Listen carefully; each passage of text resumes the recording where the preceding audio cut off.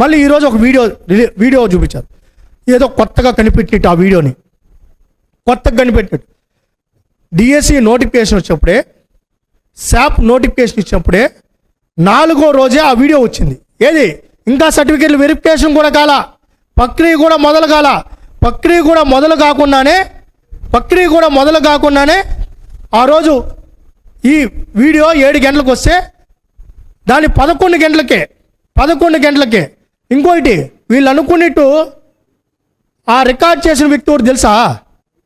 ఆ soft wall Kona Ravi గారు ఎవరైతే చెప్తున్నారో ఆ అసోసియేషన్లో మనిషే. అంటే కోనా రవి గారు తప్పు చేస్తుంటే ఆ వీడియో ఆయన మనిషి విడుదల చేస్తారా, బయట పెడతారా? ఇప్పుడు నేను అడుగుతున్నా సవాల్, అతను సాఫ్ట్ బాల్ అసోసియేషన్ మెంబర్, ఎవరైతే ఫోన్లో మాట్లాడిన వ్యక్తి సాఫ్ట్ బాల్ అసోసియేషన్లో ఒక కోచ్ కోనా రవి గారు జిల్లా వ్యక్తే. మరి కోనా రవి గారు తప్పు చేశారని చెప్తూ కోనా రవి గారి మనిషే ఆడియో రిలీజ్ చేసినట్టు అని చెప్తారు. ఈ విషయం కూడా ఆయనకి తెలియదు. అంత డెప్త్కి వెళ్ళరా, వేసే పనిలో ఉన్నారు బురద. దాని మీదకి వెళ్తే కదా డెప్త్ నాలెడ్జ్. ఊడ్రా వీడియో వేసినోడు ఎవడు, ఇచ్చినోడు ఎవడు, ఆ వీడియో రికార్డ్ చేసినోడు ఎవడు అంటే ఆ వీడియో రికార్డ్ చేసిన వ్యక్తి అప్పుడు నీకు క్లియర్గా ఉంది. ఏదైతే ఉందో అతనే రిపోర్ట్ ఇచ్చాడు, స్టేట్మెంట్ క్లియర్గా ఇచ్చాడు. ఏమని, నాకు ఈ విధంగా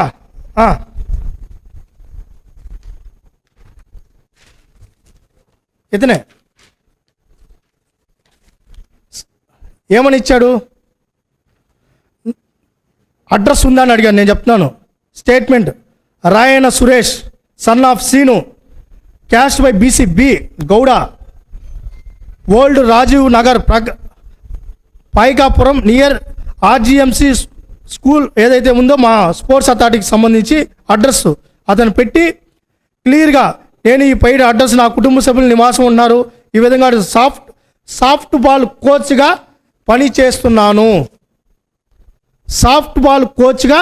పనిచేస్తున్నాను.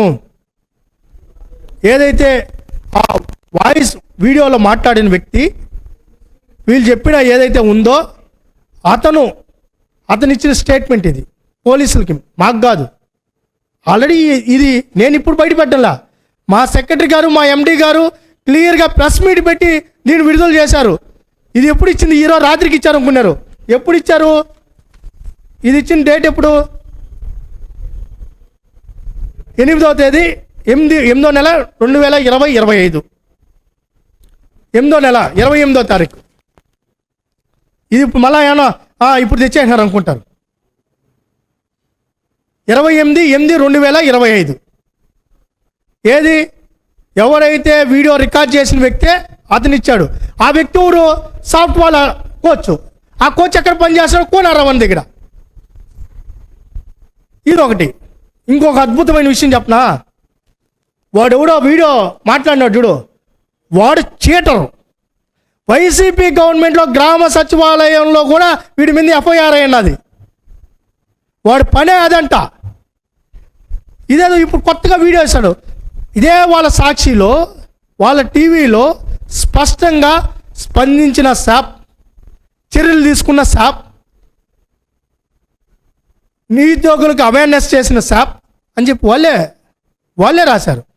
ఈరోజు ఏదైతే ఉందో ఆ స్టేట్మెంట్ మా అజయ్ జైన్ గారు, మా సెక్రటరీ గారు క్లియర్గా 28/7/2025లో ఏదైతే వీడియో వచ్చినా ఆ రోజే ఆయనే ఎవరికి రాశారు? The commissioner of police IPS NTR district police commissioner Vijayawada రాసి ఎఫ్ఐఆర్ కట్టించారు. ఇది ప్రభుత్వ చిత్తశుద్ధి. దాని మీద వాడు ఫ్రాడ్ అని తేలింది. వీడియోలో మాట్లాడిన తర్వాత వాడికి చేయాల్సిన మొత్తం రాచ మర్యాదలు జరిగాయి. బెండ్ తీశారు. కాకపోతే దాంట్లో స్ట్రెంత్ని బట్టి వాళ్ళు రియాక్ట్ అయ్యి ఉండొచ్చేమో. దాన్ని అధికారులు చేసే పని, అది మా పని కాదు. కాబట్టి ఇంత ట్రాన్స్పరెన్సీగా జరిగితే, ఆధారాలతో కూడా మాట్లాడుతుంటే మా అధికారులు మళ్ళీ ఏం చేశారు? ఈరోజు ఏదో కొత్త విషయాన్ని తెస్తారేమో అనుకున్నాం. ఏమిలా నవీను దొగ్గయ్య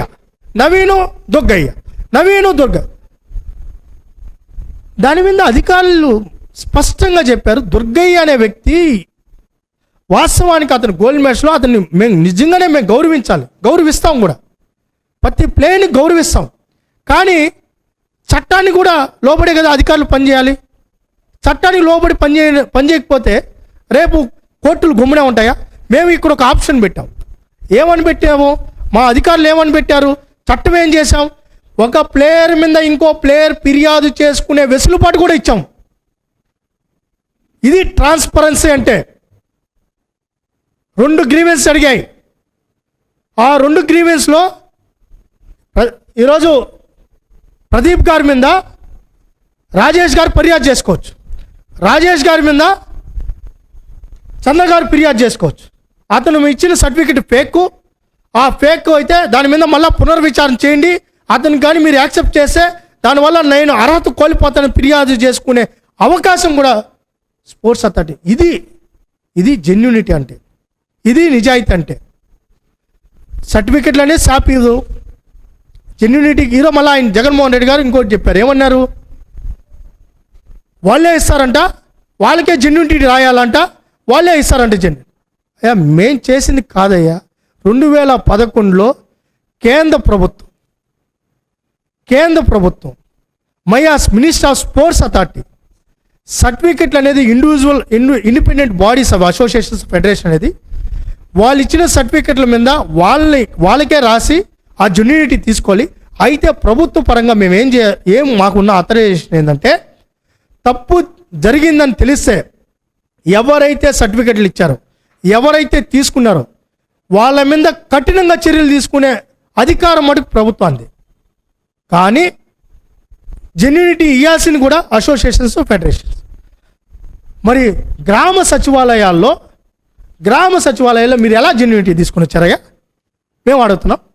గ్రామ సచివాలయాల్లో మీరు ఉద్యోగాలు ఇచ్చానన్నారు కదా స్పోర్ట్స్ కోటా కింద, మరి ఎవరిని అడిగి జెన్యూనిటీ తీసుకొని వచ్చారు? మీరు ఏమన్నా వేరే సంస్థ ద్వారా తీసుకొని వచ్చారా? వ్యవస్థ ద్వారా తీసుకొని వచ్చారా? నేను అడుగుతున్నాం. ఎవరి దగ్గర జెన్యూనిటీ తీసుకొని గ్రామ సచివాలయాల్లో స్పోర్ట్స్ కోటా కింద మీరు ఆ రోజు ఉద్యోగాలు ఇచ్చారు? 2400 పోస్టులు. మీరు ఏ ఫార్మేట్ ఫాలో అయ్యారో అదే ఫార్మేట్ ఇక్కడ ఉంది. మీరు గ్రూప్ 1, గ్రూప్ 2 ఏ ఫార్మేట్ ఫాలో అయ్యారో అదే ఫార్మేట్ ఇక్కడ ఉంది. కొత్త ఫార్మేట్ ఏం ఫాలో అవలా ఇక్కడ. కాబట్టి అంటే స్పోర్ట్స్ అంటే ఒక ఎమోషన్, సినిమా అంటే ఒక ఎమోషన్. ఇదైతే ఈజీగా రీచ్ అవుతుంది. మీరు చూసారుగా, ప్యాకెట్ అని ఒక మాట అనేవారు. నిజమో అబద్ధం అని తెలుసుకునే దానికి జనాలంతా గూగుల్లో సెర్చ్ చేసుకున్నారు. ఏందన్నా బ్రిడ్జ్ గేమ్ అంట, ప్యాకెట్ అంట. అంతవరకు మీకు కూడా తెలియదు బ్రిడ్జ్ గేమ్ అంటే ఏందనేసి. ఏమో ప్యాకెట్ అంటే నిజమో అబద్ధమో రాయేసేయడం. ఇంత బ్లెండ్గా బాధేసే విషయం ఏంటంటే, ఒక మాజీ ముఖ్యమంత్రిగా ఉన్నారు మీరు. నిజంగా మీరు తప్పు జరుగుంటే దాన్ని డిమాండ్ చేయాలి. కానీ కోర్టులు ఉన్నాయి కదా, సంవత్సరం నుంచి కోర్టులు ఉన్నాయి కదా, మరి మీరు ఎందుకు కోర్టుకి పోలేదు? ఇప్పుడు